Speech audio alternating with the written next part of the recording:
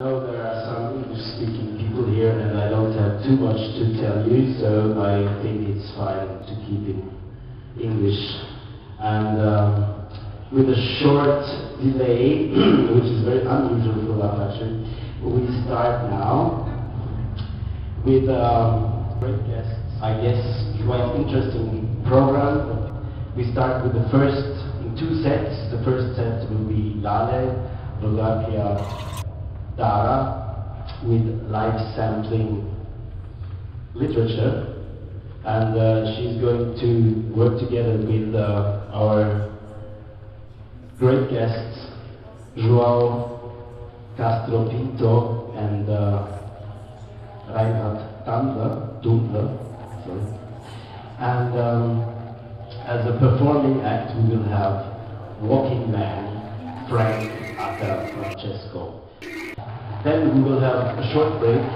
After this, we will continue with Joonas Lahtinen and a very short performance insert called What We Need.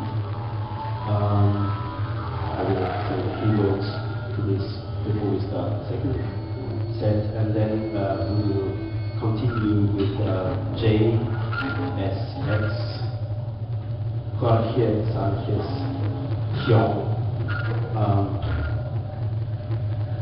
And then we will see what goes on. Maybe there will be another session after that, but that's our program for tonight, and I wish you a pleasant evening.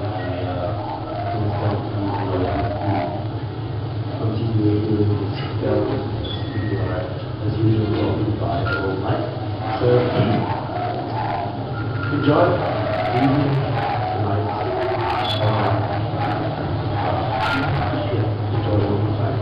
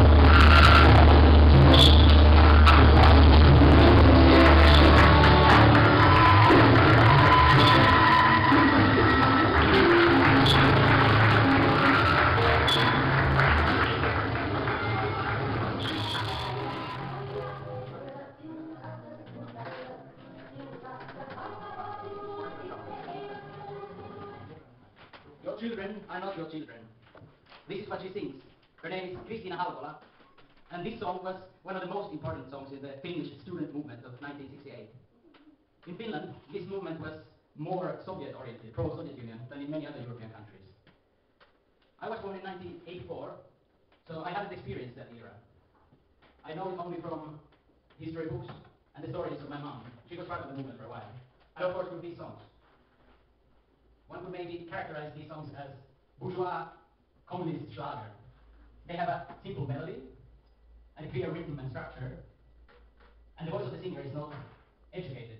It's kind of mundane, every day, like anyone would sing.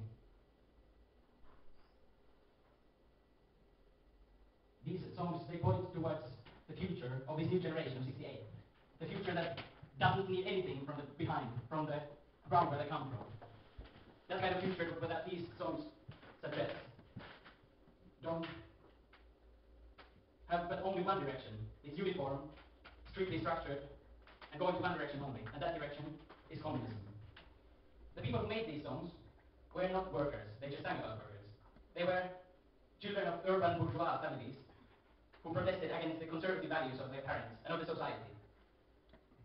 They contributed to many important social changes, of course, but they also were naive. They thought that they idealized the communism and the life of the so-called workers. Nowadays, not many of the people who were there in the barricades in 1968 say that they are communists anymore, including my mom.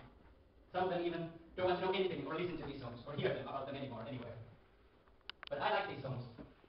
But at the same time, I feel that I'm not supposed to do so. But it's not kind of allowed. Maybe they are too naive and one-sided, blind to the ideology or the bad sides of it. But on the other hand, I don't want to believe Winston Churchill when he said that if a man is not a socialist by in his 20s, he doesn't have any heart. And when he's not a conservative when he's in his 40s, he doesn't have any brain. I just cannot believe it. It cannot be like this. There must be a way to be a leftist without being naive or authoritarian or just going in one direction, as these sounds suggest. So what to do then? What should I think and do? What should we do? Or is there any kind of way more? Margareta Jelinek was the first female architect of Austria. She came from a bourgeois background, but turned into a communist. She turned into a communist when she was working as a housing architect in many cities in Middle Europe and Siberia. And she stayed communist until the end of her life. Over 70 years, I think. To Jelinek, architecture was the most important creative practice, because architecture is something that everybody has a relation to. Everybody has to deal with the built environment. One can choose to go to theater performance, or to a certain gallery or exhibition, or switch on some kind of certain music. But one cannot choose or change one's urban environment so easily. And I've been thinking for a few months now that maybe Jelynek's thoughts about art and architecture and politics might have some relevance in trying to make political performance art or music. Could we make performance or music or paintings or installations which would have the same impact as architecture?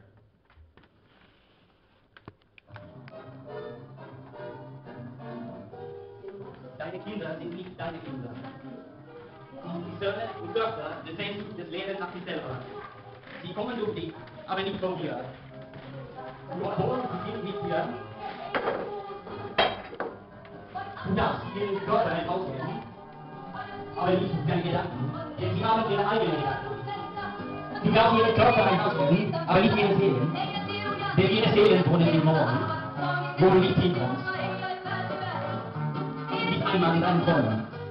Du darfst dich bemühen, wie sie zu sein, aber versuch nicht, sie dir ähnlich zu machen. Denn das Leben läuft nicht rückwärts, noch viel weiter zum Morgen.